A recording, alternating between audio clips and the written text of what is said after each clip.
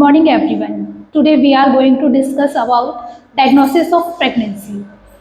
How we can evaluate that lady is pregnant or not. How we can evaluate that she has conceived or not conceived.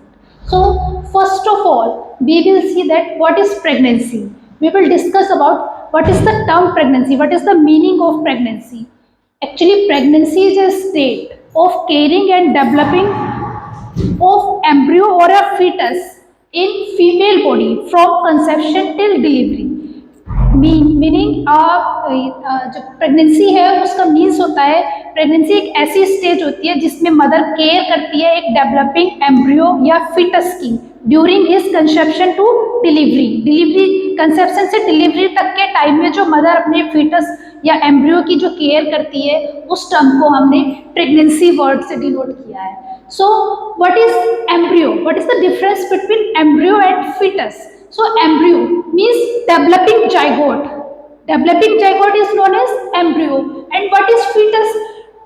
Developing embryo is known as fetus. So there is a very little bit difference between embryo and fetus. Developing zygote is known as embryo and developing embryo is known as fetus. So now we will see about the duration. How long the duration of pregnancy? We will discuss about duration of pregnancy. The duration of the pregnancy is 10 lunar months. Lunar means that which we calculate about the moon on moon phases, this full moon, half moon. So that is known as lunar months, or we can calculate it by 9 months and 7 days. We will calculate after the first day of last menstrual period and plus 9 months and 7 days in pregnancy, or we can say 40 weeks. Now we will see about the gestation age. How we will evaluate the diagnosis of pregnancy? The gestation age is divided into three: first trimester, second trimester, and third trimester. So first trimester we will see the sign and symptoms of the pregnancy. So very first we will distribute the sign and symptoms into two. First is subjective and second is objective. So what is subjective and objective? Subjective is what mother can feel. So what patient can feel, which patient can feel, that is subjective. Or objective means which we can observe, which nurse or doctor or health practitioner can object, that is objective. Subjective means which mother is telling that I am having pain, like that is subjective. Which we are observing, that is objective. So very first if we will see that subjective sign, that very first is amenorrhea. So what is amenorrhea? Amenorrhea means the meaning of the amenorrhea of missing period, missing menstrual cycle. Means if lady is complaining that I have not, my period is missing, the very first complaint mother will say that my period is missing, that is amenorrhea. Second is morning sickness. Mother will say that when I get up in early morning, I was feeling like fatigue, means I was not able to do any work.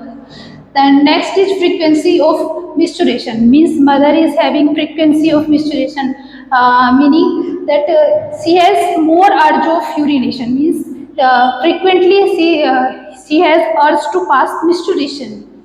Breast discomfort and fatigue. Breast discomfort, she is pricking sensation in her breast, that is breast comfort. Fatigue, if mother is having frequency vomiting, like that because of vomiting and nausea she feels fatigue, because electrolyte imbalance, because it is due to because of electrolyte imbalance. Next is secretion of colostrum. At the age of gestation 12 weeks, mother starts secretion of colostrum in his breast. Next, now we will discuss about objective sign. What is objective signs? Objective first is Chadwick and Jacquemer sign. Very first objective sign is Chadwick and Jacquemer sign. So what is Chadwick or Jacquemer sign? So both are same, Chadwick or Jacquemer sign. In this sign, the bluish discolouration of vagina. इसमें क्या होता है, जो हमारी vagina की जो mucus membrane है on the walls of vagina that become turns bluish, वो ब्लूइश कलर की हो जाती है। Why? Because the more contraction of the muscles contract हो जाती है, इसलिए जो उसकी म्यूकस के जो कलर है वो चेंज होकर ब्लूइश हो जाता है।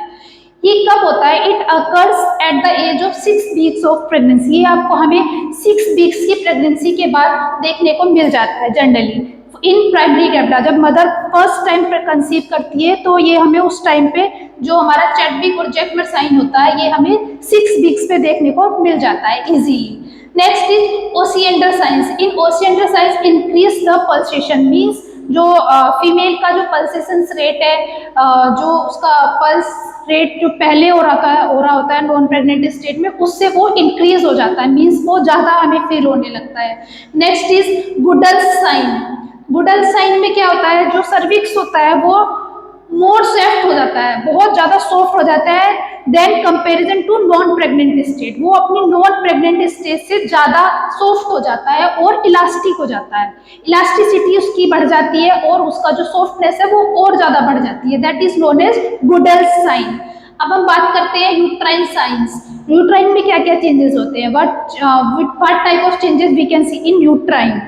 तो यूट्रस का जो चेंजेस है we can see the shape, size and consistency. Uterus का shape, size and consistency, these three changes we can mention, we can observe in at the age of 6 week of pregnancy. जब हमारी जो pregnancy है वो 6 weeks की होती है, जब मदर 6 वीक्स की प्रेगनेंसी होती है तो जो उसका यूट्रस का जो साइज है वो हैंड के एग के बराबर होता है, मीन्स जो उसकी यूट्रस जो है वो इतना एलिवेट हो जाता है जितना एक हैंड का एग होता है। एट 8 वीक्स ऑफ प्रेगनेंसी, जब मदर की जो प्रेगनेंसी है वो 8 वीक की हो जाती है, जब मदर 8 वीक की प्रेगनेंसी होती है तो यूट्रस का साइज हैंड की एग से बढ़ के क्रिकेट की बॉल के बराबर हो जाता है।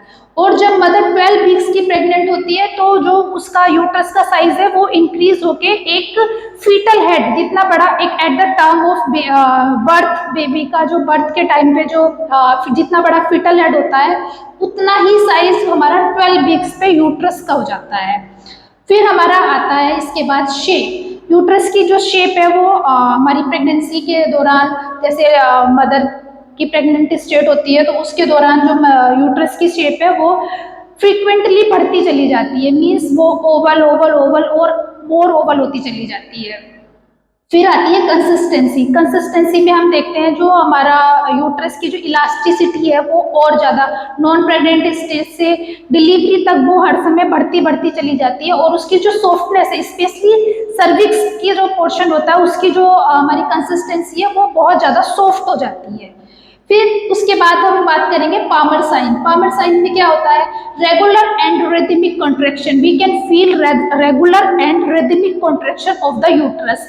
जब हम जो पेशेंट का बाईमैनुअल ऑब्जर्वेशन करते हैं, मीन्स अपने हैंड्स को यूट्रस पे रख के हम फील करते हैं तो हमें कंसेप्शन से डिलीवरी तक उसमें रेगुलर और रिदमिक कॉन्ट्रैक्शंस फील होते रहते हैं। Now we will talk about second trimester, which second trimester जो है हमारा वो 38 वीक से स्टार्ट होता है और 28 वीक्स तक चलता है। वैसे ही हमारा जो फर्स्ट हमारा जो ट्राइमेस्टर था वो कंसेप्शन से 12 वीक्स तक चला था, और जो हमारा सेकेंड है वो 13 वीक से स्टार्ट होके और हमारा 28 वीक्स तक चलता है, और जो हमारा थर्ड ट्राइमेस्टर होता है ये हमारा 28 वीक्स से चलता है और 40 वीक्स तक चलता है। तो अब हम सेकेंड ट्राइमेस्टर की बात करेंगे। इसमें पेशेंट को नोजिया, वोमिटिंग और एमिनोरिया परसिस्ट रहता है। उसमें पेशेंट को जो है वो नोजिया वाली फीलिंग भी रहेगी, वोमिटिंग भी रहेगी, और जो इसमें एमिनोरिया है वो भी परसिस्ट रहेगा। फिर उसके बाद जो हम फील करते हैं, दूसरा चेंज जो हम फील करते हैं वो मदर फील करती है क्विकनिंग। क्विकनिंग क्या होता है? Quickening is the perception of foetal life in mother. जो वो मदर फील करती है, जो उसकी बेबी की जो फर्स्ट फीटल मूवमेंट होता है, मदर को ऐसा फील होता है कि मेरे एब्डोमेन में कुछ एक ऐसा मूवमेंट जैसा फील होता है, ये उसको हमने फीटल मूवमेंट बोला है। तो उसको जो मदर फील करती है तो उसको हमने क्विकनिंग वर्ड दिया है। क्यूकनिंग। तो ये भी एक डिफरेंट है, ये इसमें ये डिफरेंस है कि जो हमारी प्राइमरी मदर होती है, जो फर्स्ट टाइम हमारी बेबी को बर्थ देने जा रही होती है, वो उसको 18 वीक्स पे फील करती है, और जो मल्टीग्रेविडा होती है वो उसको 16 वीक्स पे फील करती है। Next is क्लोज्मा। क्लोज्मा क्या होता है? क्लोज्मा में जो पिगमेंटेशन, डार्क पिगमेंटेशन हो चीक एंड फोरहेड और नोज। मदर को क्या होता है? चीक और फोरहेड और ईयर या फिर नोज पे डार्क कलर के पिगमेंटेड हो जाते हैं, या तो जनरली कंडीशंस में, in normal conditions we can observe that can be healed just after delivery, और that can be persist. Means ये कोई एक फिक्स नहीं है, ये परसिस्ट भी हो सकता है और ये डिलीवरी के बाद ठीक भी हो जाता है। Next is linea nigra. Linea nigra क्या होता है? मदर के एब्डोमेन पे एक लाइनियर पिगमेंट, जैसे एक लाइन सेगमेंट में, बिल्कुल एक लाइन सेगमेंट में हमें पिगमेंटेशन दिखाई पड़ती है लाइन की फॉर्म में, that is known as linea nigra. After that, we can observe that is objective sign. One objective sign is FHS, FHR, fetal heart rate. We can feel the fetal heart rate after 18 to 20 weeks. Pregnancy के 18 से 20 हफ्ते के बीच में हम mother की fetal heart rate को feel कर सकते हैं। वी कैन ऑस्कुलेट बाय द फीटोस्कोप और स्टेथोस्कोप। हम स्टेथोस्कोप या फीटोस्कोप की मदद से मदर की फीटल हार्ट रेट को सुन सकते हैं। अब हम बात करते हैं थर्ड ट्राइमेस्टर। थर्ड ट्राइमेस्टर में क्या होता है? एमेनोरिया। एमेनोरिया परसिस्ट रहता है, means absence of menstrual cycle persist रहेगा हमारा। दूसरा रहेगा इनलार्जमेंट ऑफ एब्डोमेन। वो इनलार्जमेंट जो एब्डोमेन की हमारी हो रही है वो फ्रीक्वेंटली होती रहेगी। मीन्स वो जब से हमारी मदर ने कंसीव किया है तब तक डिलीवरी होती है, वो लगातार बढ़ती चली जाती है। Means shape and the size of the uterus का चेंज हो रहा है, यूट्रस का शेप और साइज चेंज हो रहा है, तो उससे क्या हो रहा है? हमारी एब्डोमेन कैविटी भी बढ़ती चली जा रही है। फिर फ्रीक्वेंसी ऑफ मिस्चुरेशन। फ्रीक्वेंसी ऑफ मिस्चुरेशन क्या होगी? हमारी इंक्रीज हो जाएगी। क्यों हो जाएगी? क्योंकि जो हमारा यूट्रस है उसके जस्ट पीछे हमारा यूरिनरी ब्लैडर होता है, तो जैसे ही यूट्रस का साइज बड़ा हो रहा है उसके बाद क्या हो रहा है? जो यूरिनरी ब्लैडर है वो अपने में सिकुड़ता चला जा रहा है, मीन्स वो कंस्ट्रिक्ट हो रहा है, तो उसको स्पेस इतना नहीं मिल पा रहा है, तो उसकी कैपेसिटी, यूरिन को होल्ड करने की कैपेसिटी उसके अंदर कम हो गई है। तो इससे क्या होता है? जो मदर होती है उसको फ्रीक्वेंसी ऑफ मिस्चुरेशन की एक अर्ज होती है, मीन्स उसको बार बार ऐसा लगता है कि मेरे को यूरिनेशन फील हो रहा है। फिर क्या होता है? जो फीटल मूवमेंट है वो पहले से और ज़्यादा बढ़ जाते हैं। जो हमारे फीटल मूवमेंट है वो मदर को every 15 minutes, every 10 minutes feel होने लगते हैं। मीन्स वो उसकी जो इंटेंसिटी है वो बढ़ती चली जा रही है। जो जैसे ही मदर हमारी थर्ड ट्राइमेस्टर में एंटर करती है उसको आफ्टर 5 मिनट, आफ्टर 10 मिनट्स जो फीटल मूवमेंट्स है वो फील हो रहे हैं। मीन्स मदर बहुत अच्छे से फील कर पा रही है। सेकेंड मतलब जो हमारा सेकेंड ट्राइमेस्टर था उसमें यह था कि मदर इतनी बहुत ज़्यादा अवेयर नहीं थी कि वो फीटल मूवमेंट क्या हो रहे हैं, ठीक है, वो इतना नहीं समझ पा रही थी। बट इन थर्ड ट्राइमेस्टर, जैसे कि वो थर्ड ट्राइमेस्टर में आ गई है 28 वीक्स के बाद, जो उसके जो फीटल मूवमेंट है वो इतने ज़्यादा बढ़ रहे हैं कि मदर को बहुत अच्छे से समझ में आ रहे हैं कि ये मेरे फीटल मूवमेंट हो रहे हैं, specially at the resting time. जब रेस्टिंग टाइम में होती है मदर तब वो उसको बहुत अच्छे से फील कर पाती है। फिर एक इसमें होता है 38 वीक्स जब हमारे प्रेगनेंसी के हो जाते हैं तो एक प्रोसेस स्टार्ट होती है लाइटनिंग।